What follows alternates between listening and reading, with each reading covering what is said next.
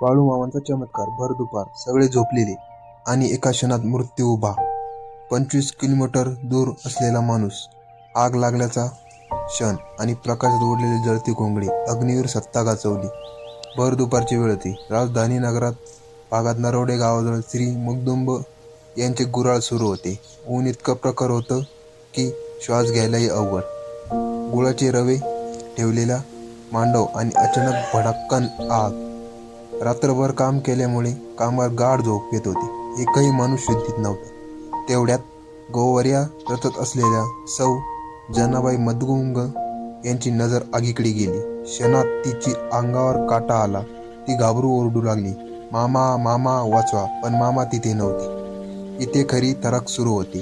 त्या क्षणी बाळूमामा नर्तक वाड्यापासून तब्बल 25 किलोमीटर दूर ननद्याच्या रानात झाडाखाली बसून सहकाऱ्यांशी बोलत होते. पण भक्तीची हाक, अंतर पाहत नाही. अचानक मामा थांबले. त्यांचा चेहरा गंभीर झाला आणि ते म्हणाले, अरे विट्या, घात झाला. क्षणाचाही विलंब न करता मामांनी आपल्या खांद्यावरचे घोंगडे सरळ आकाशात उडवलं. घोंगडं हवेत फिरत होतं आणि खाली येईपर्यंत ते जणू आगीत जळल्यासारखं जवळजवळ पूर्ण जळून गेलं. आणि नरवड्यात ज्या आगीने सगळं संपवायचं ठरलं होतं, ती आग त्याच क्षणी शांत झाली. मांडव वाचला, गुऱ्हाळ वाचलं, कामगारांचे प्राण वाचले.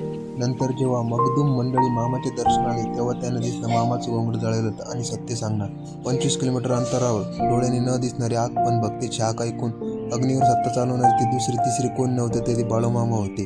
बाळूमामावर श्रद्धा असेल तर कमेंट करा आणि जय बाळूमामा लिहा आणि चॅनलला सबस्क्राईब करा.